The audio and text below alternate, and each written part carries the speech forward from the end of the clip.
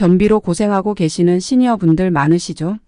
건강보험 심사평가원 자료에 따르면 변비 환자의 40% 이상이 60대 이상이라고 하는데요. 이런 자료가 아니더라도 가족이나 친지, 주변 이웃들을 봐도 변비로 고생하는 노인분들이 정말 많습니다.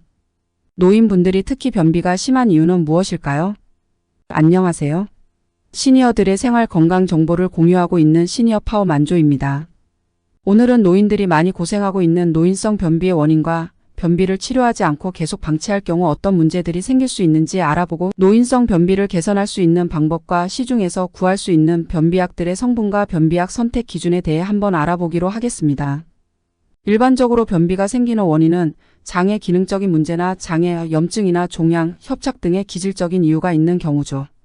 장의 기능적인 원인이 생기는 이유로는 잘못된 배변 습관이나 변비를 유발하는 음식 섭취, 습관적인 변비약 복용 등을 들 수 있어요. 그런데 노인들의 경우는 이러한 원인들 외에도 신체 노화에 따른 여러 가지 이유들이 변비의 원인이 될 수 있어요. 젊은 사람들과 달리 노인들에게 변비가 생기는 주요 원인을 살펴볼까요? 첫째는 식욕 저하, 소화 기능 약화가 원인이 될 수 있어요. 나이가 들면 치아도 약해지고 소화 기능도 떨어지죠. 먹을 때마다 소화가 잘 안 되고 하니 음식 먹기가 겁이 난다는 어르신도 봤어요.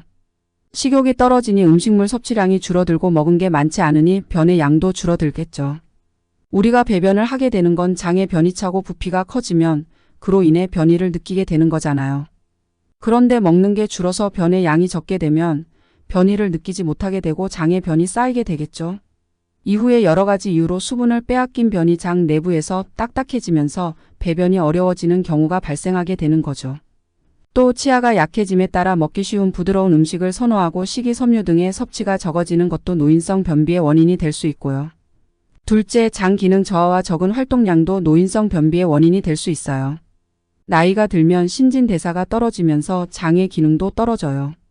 그리고 노인들은 젊은 사람들만큼 활동량도 많지 않죠.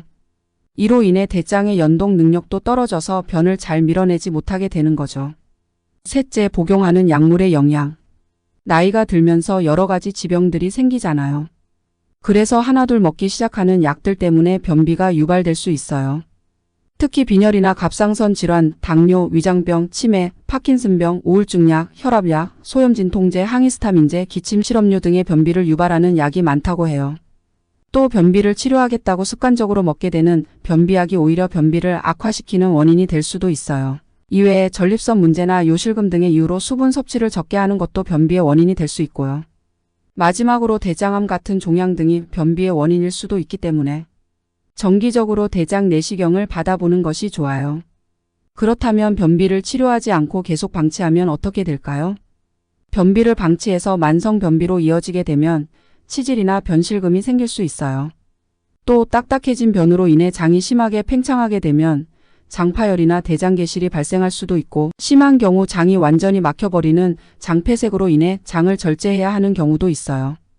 또 장 속에 오랫동안 쌓인 변에서 독소가 발생하면 그로 인해 암을 유발할 수 있는 용종이 생길 수도 있고요. 또 장내 독소로 인해 우울증까지 유발할 수 있다는데요. 우리가 흔히 행복 호르몬이라고 부르는 세로토닌이 대부분 장에서 생성되는 거 알고 계셨어요? 그런데 만성 변비로 장에 독소가 쌓이면 세로토닌 분비가 줄어들어 우울증이 생길 수도 있다고 해요. 이외에도 변비를 계속 방치하면 각종 피부 질환이 생길 수도 있고 관상동맥 질환, 뇌경색 발병 위험률이 높아지기도 한다고 해요. 변비로 인해 심장 질환이나 뇌경색 위험까지 높아질 수 있다고 하니 변비를 일시적인 불편함으로 생각하고 계속 방치해둬선 안 될 것 같죠?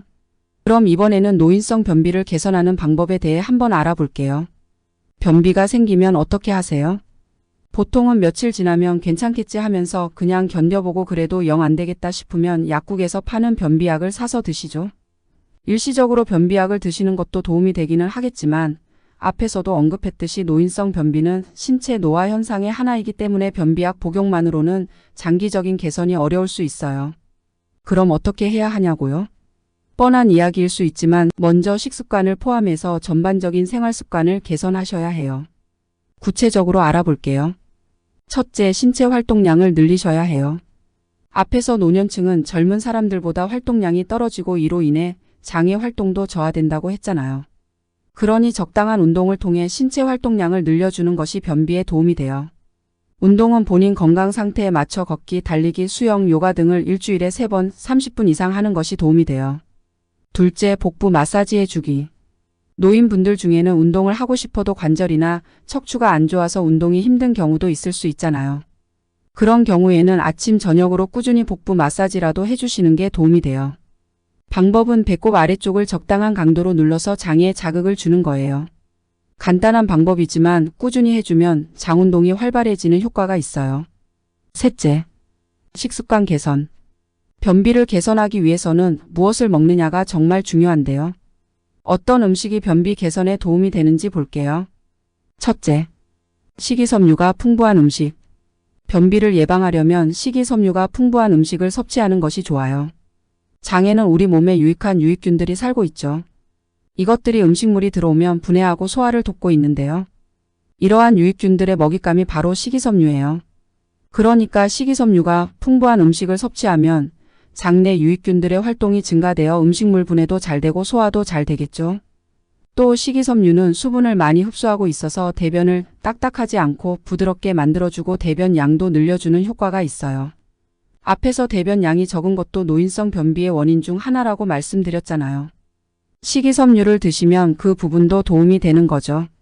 식이섬유가 풍부한 음식으로는 과일류, 채소류, 곡류, 콩류, 해조류, 버섯 등이 있어요. 단, 과일만 너무 많이 섭취하면 오히려 배에 가스가 차서 복부 팽만이 생길 수 있으니 식이섬유도 골고루 드시는 게 좋아요. 둘째, 고기는 야채와 함께 드시고 육류보다는 생선 섭취하기.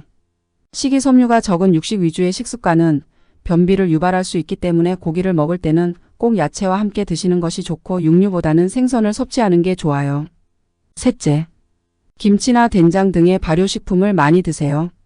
김치나 된장 같은 발효식품에는 유산균이 풍부하게 들어있어 장내 유해균의 번식을 막고 유익균은 늘려줘요. 평소 발효식품 섭취가 부족하다 싶으신 분들은 유산균 영양제를 사서 복용하시는 것도 도움이 되겠죠.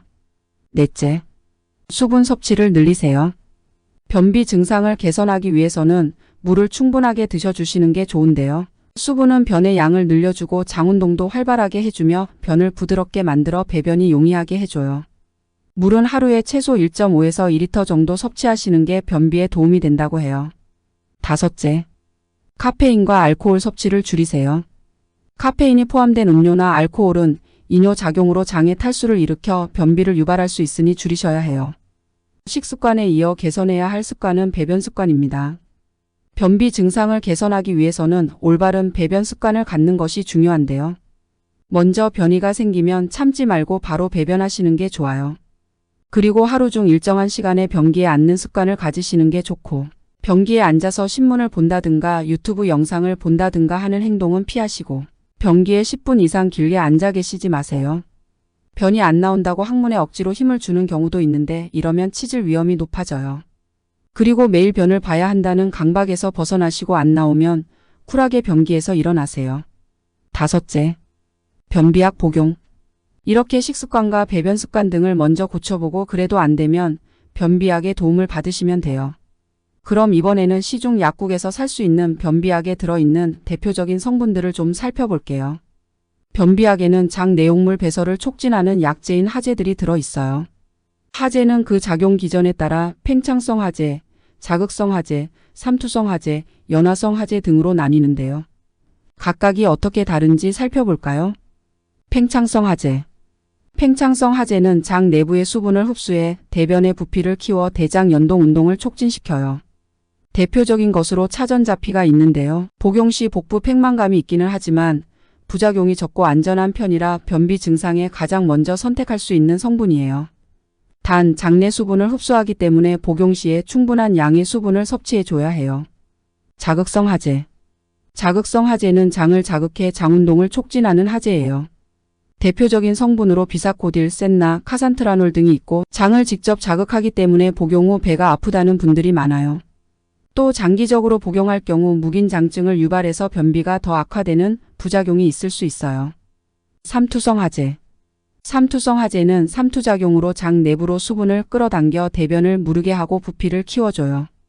대표적인 삼투성 하재로는 락툴로오스와 수산화 마그네슘 등이 있고 삼투작용으로 인해 주변 세포나 혈관에서도 수분을 끌어당길 수 있기 때문에 충분한 물을 같이 섭취해 줘야 해요.